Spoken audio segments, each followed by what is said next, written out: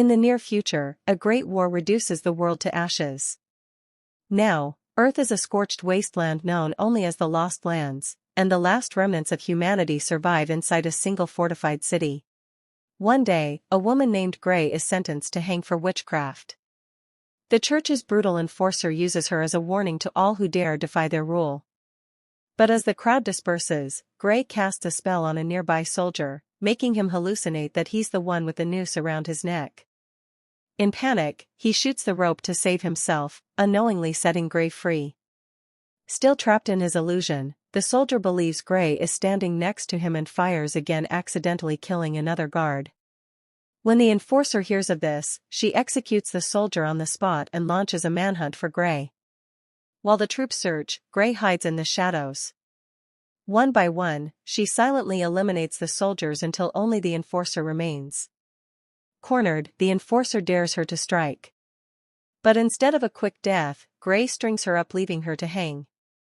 As Grey walks away, the crowd parts in silence. As he calls it out, bandits emerge, and one tries to steal his weapon. But the gun is rigged with a deadly two-headed snake, which strikes instantly.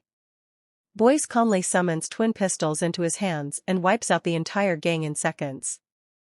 Before leaving, he reclaims his snake and continues his journey. Back in the city, Grey takes shelter in a tower, leaving coins for a blind woman who recognizes her kindness. Soon after, Queen Valkyra and Captain Jerez of the Overwatch arrive. The Queen wants to obtain the power to shapeshift into a wolf, offering rare jewels as payment. Grey accepts. She never refuses a wish and says she'll find and kill a shapeshifter before the next full moon, only 6 days away. Afterward, Jerez secretly makes his own offer. He wants Grey to sabotage the Queen's wish. He claims to be loyal, but believes the Queen will destroy everything if she gains that power. Grey suspects jealousy but accepts his payment anyway. Using magic, Grey casts a spell to scan the Lost Lands. She sees a massive wolf slaughtering hunters near a place called Skull River. Back in the palace, the Overlord lies bedridden and helpless. The Queen, disgusted by him, orders maids to clean him up, then secretly meets with Boyce. They're lovers. When Boyce tries to sneak out of the castle, guards block his path, but he spits alcohol onto a torch, setting one ablaze, then knocks the other down the stairs and vanishes. Later at a bar, Grey meets Boyce and offers him a job. Known for his survival skills in the Lost Lands, he refuses at first. So Grey challenges him to a gambling match and wins easily. Still skeptical, Boyce warns her that most people don't return from Skull River. Grey promises to pay him with Jerez's timepiece and gives him permission to abandon her if she slows him down. Right then, soldiers burst into the bar. One fires from above, but Boyce hurls his snake like a weapon, killing the attacker. Chaos erupts. Another soldier gets bitten, and his partner chops his arm off to stop the venom. The enforcer arrives and quickly kills the snake, but by then, Grey and Boyce have already disappeared. At the church, the patriarch delivers a sermon, vowing that heretics and witches will face justice. But among the fake prayers, a rebel note is secretly passed around. After the mass, the patriarch reveals he's aware of Grey's influence. She's becoming a symbol of rebellion. The enforcer tortures the blind woman for answers, and she confesses that the Queen and Jerez visited Grey. The patriarch orders the enforcer to find Grey and force her to confess to corrupting their leaders before executing her. Out in the Lost Lands, Grey and Boyce camp under the stars. Boyce searches for a new snake but finds none that meet his standards. When he approaches Grey with a blade, she draws hers in defense, but he was only trying to kill a scorpion crawling toward her. The next day, they arrive at a trading post run by Boyce's old friends, Mara and Ross. Mara greets him with a kiss. Inside, Boyce estimates they'll find the shapeshifter in a week, but Grey needs it in just a few days. So they agree to take a dangerous shortcut. That night, Boyce and Mara share an intimate moment, lamenting how they only see each other once a year. In the morning, Boyce warns that Mara and Ross are the only friendly faces left in the Lost Lands. Meanwhile, the enforcer and her troops begin searching by train. The Queen confronts the patriarch about the military deployment, but he brushes her off, already plotting to accuse her of treason.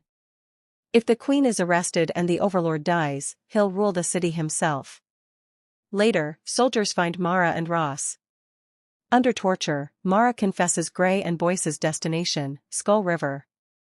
Before leaving, the soldiers kill the siblings and burn their post to the ground. The next day, Gray and Boyce reach the Rifter ruined city full of chasms. They search for the cable car driver, but discover he's been hung.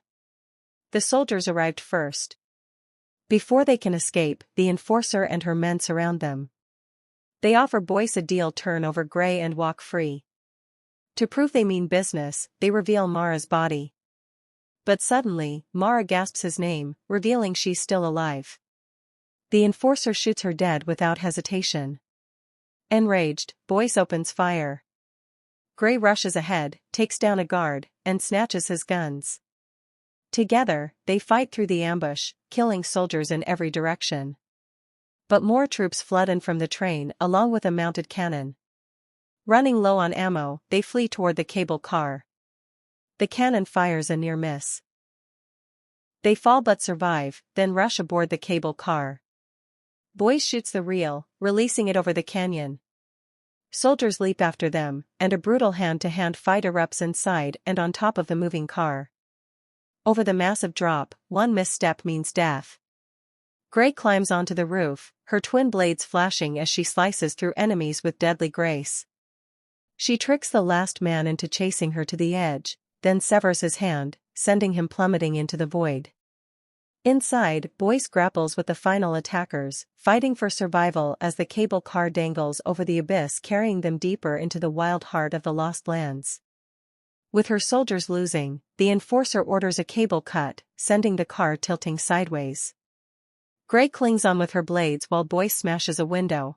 The Enforcer then shoots the last cable, and the car crashes through a building before slamming into the side of a chasm.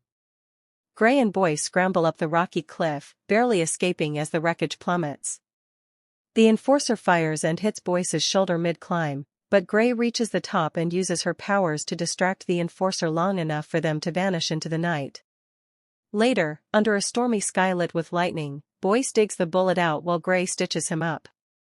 He mourns his fallen friends and vows to take down the Enforcer. Meanwhile, the Queen discovers she's pregnant. Though she knows Boyce is the father, she claims the Overlord is. With her bloodline secured, she smothers the Overlord in his sleep. Gray and Boyce arrive at Shadow's Bane, a cursed land swarmed by demons after dark. Hearing the Enforcer's train approaching, they hide in a cooling tower and set a gas trap. At nightfall, when demons arrive, Boyce ignites the gas, creating a fiery ring around them. But the demons adapt, laying a metal plank across the flames to invade. As chaos erupts, Boyce shoots a gas can to delay them, but one demon tackles him. Gray stabs it with her blades, engaging in brutal hand-to-hand combat. Boyce impales the creature on a rod while Gray causes a massive explosion with another gas tank. The demon leader descends, calling Gray by name. He knows her. She unleashes a fire tornado with her magic, burning them all. But afterward, she admits it was only an illusion. The demons believed they were burning and died from fear. She reveals this place hides a cursed treasure. Years ago, a man hired her to steal it, but it corrupted him and turned his followers into the demons they fought. Back in the city, the Patriarch announces the Overlord's death and the Queen's pregnancy, declaring the unborn child the next ruler. The crowd hesitates until Jeriz fires into the air, forcing their cheers. Behind closed doors, the Patriarch calls the Enforcer for backup while the Queen seduces Jeriz, manipulating him to secure his army. Gray and Boyce reach the fire fields. Boyce suggests Gray take her payment and leave. But Gray is bound by a curse. She must complete every mission. The next day, they enter a tunnel and hear the train. With no escape, they set a trap. Gray lures the train to a broken rail, leaping away at the last second. The train crashes into the abyss, killing the Enforcer and her squad. With her gone, the Patriarch tries to seize power only to be ambushed by Jeriz and his army. The Queen stands as sole ruler. Gray and Boyce reach Skull River, where bones litter the land. They find signs of life but no one around. As night falls, Gray dons silver claws. Boyce urges her to leave, but the full moon rises, triggering his transformation. He is the shapeshifter. Gray realizes Boyce had led her here to kill her. He becomes a massive wolf. She throws the timepiece at him and attacks with her claws, but he overpowers her. Using illusion magic, she tricks him with birds and stabs him during the distraction. Wounded and weakened, Boyce collapses. When he wakes, Gray gives him water, then chains. She'd stitched silver under his skin, poisoning him all along. As she prepares to kill him, Boyce invokes her curse and makes a wish to stay together and hunt, ending their loneliness. Gray agrees, warning there's a price. As the moon forces him to transform, she cuts into his chest. By morning, she buries Boyce and walks away with his pelt. In the city, the slaves chant her name. Chaos erupts. The church's great cross falls. Gray gives the pelt to Jeriz, claiming it will give the queen power. When Jeriz questions her failure, Gray reveals she killed the queen's lover, his true wish all along. Later, the queen realizes the pelt is Boyce's. Her dream had been to become a beast and be with him. Enraged by betrayal, she stabs Jeriz with a hairpin. The rebels storm the castle, overwhelming the guards. As the sun rises, the pelt burns to ash. At the same time, Boyce's grave begins to shake. Sometime later, Boyce revived confronts Gray. He tries to kill her. But Gray reveals she knew he was the queen's lover all along. She orchestrated everything so the rebels could win and Boyce could live. Boyce's gun jams, and they clash with blades to each other's throats. She reminds him this is what he wished for. He agrees. Together, they leave the city behind, stepping into the Lost Lands. Friends, if you liked the story, then like the video, and if you are new on the channel, then subscribe to the channel. Subscribe and hit the notification bell to be the first to get the next update.